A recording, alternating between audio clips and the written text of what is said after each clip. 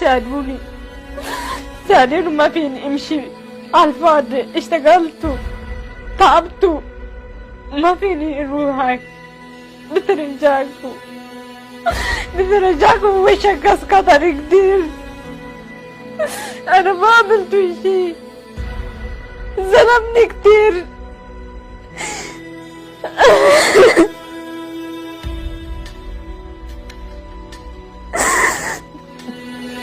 nageenyiif jaalalli waaqayyoo haadhaaf bakka jirtanitti isiniif haa baay'atu. Obboleeyyan koo amantaa birootaa kayyooyaa ashamaa harka fuunee jira jirtu nagaa keessanii nagaa kootti aansuudhaan egaa obboloota koo walirraa banneetuma turreetuma biqqi jenna.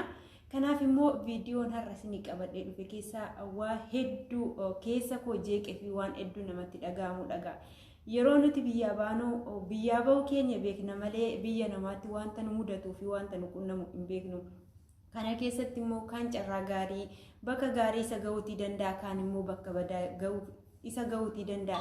Egaan hundi keenya iyyuu hojjennee akkuma nama kamiituu jijjiiramuuf biyya baana malee rakkoon yookiin gidiraan hedduu nurra ga'a jenneeti miti. Egaa wanta hedduu nama gaddisiisuu fi wanta hedduu keessa koo madeesse viidiyoo obboleettii koo kan TikTok irratti arge innis biyya Libaanos yookiin Beerut keessatti kan argamtudha. Egaa viidiyoo kana mee walumaan laallee walitti deebina. ساعدوني ما فيني امشي على الفاضي اشتغلت تعبت ما فيني اروح هيك بترجعكم وشك قطر كتير انا ما عملت شيء ظلمني كتير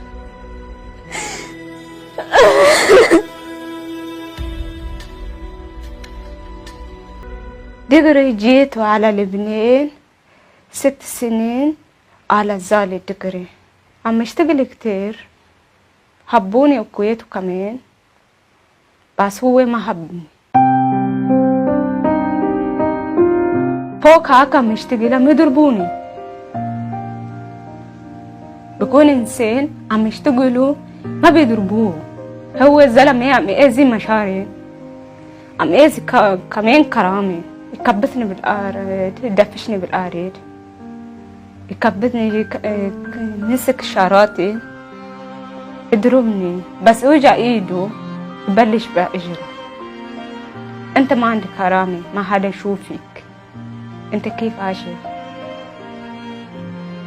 بس انا اجيته جديد اشتغلت 2 سنين بدبات مصاري قلت له بعطيني مصاري سنة ونص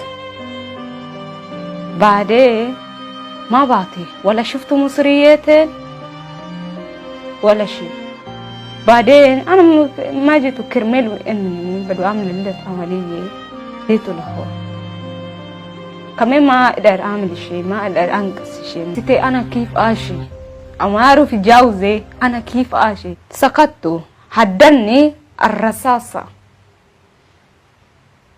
ممنوط في اللي عمي فرجيني ورقة فاضي انت بس في اللي بتقولي تطلعي هون بيت بتقولي نقول انت سرقتي لا تفوتي السجن بس انا ما سرقت بعده بالبيت ادينا مشتغل ما تركت شغل دليته دليته تلفنوني امي تلفنيت توفى امي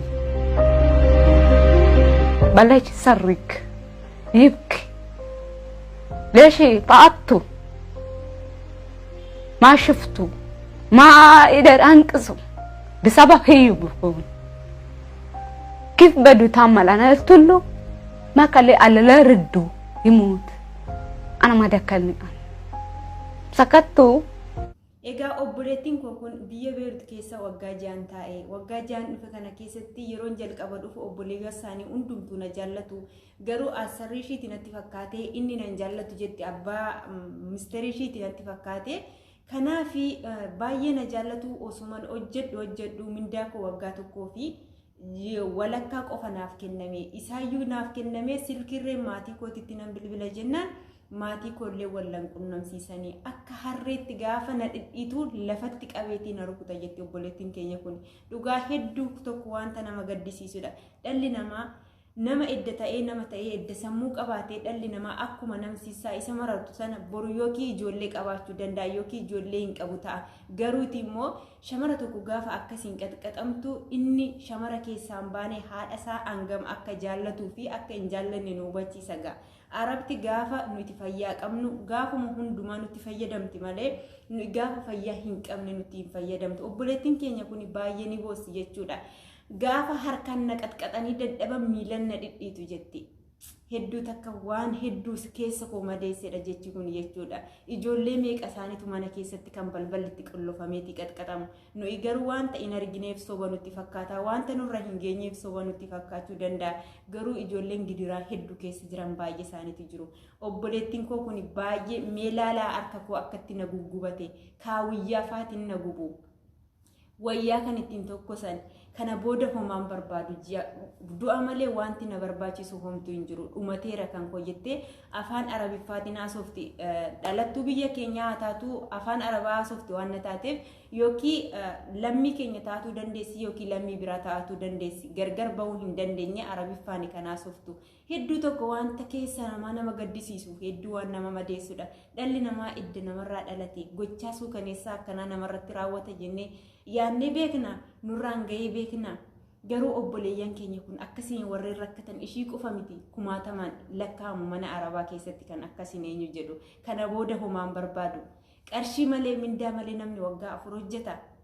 Namni gaa biyya ishiitti yoona yookiin duute yookiin jiraatte jedhanii haati fi abbaan ishii hedduu jeeqamaatee jiru. Garuu isheen siqaa ishii as keessatti nyaattu kana gaa jireenyi biyya ormaa tokkoof ni ta'a tokkoof ni ta'u.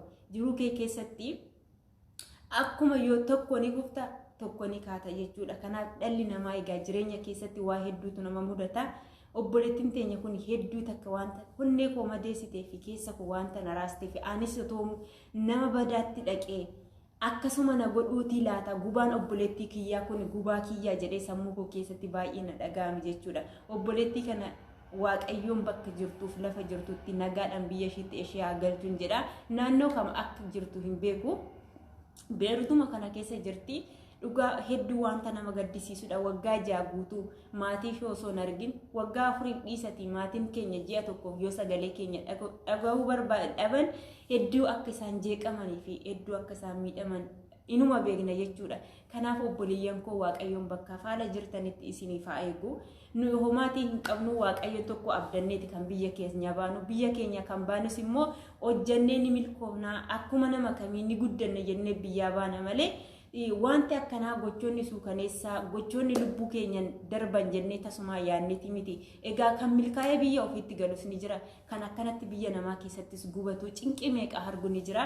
Obboleettii keenya kanaaf waaqayyoon gubaa kana keessaa lubbuu ishee baasee kara biyya isheetii akka galchu kadhannaa keessan taasisaa fi amantaa qabdan kamiyyuu isiniin jedha. Warreen maamila maskii fiqirii taatan laayif sheer gochuu hin dagatinaa.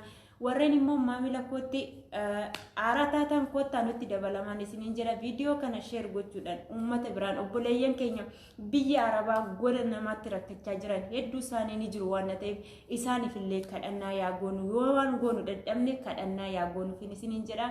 Kanaaf turtii amma kana na wajjin turtaniif hedduu galatooma.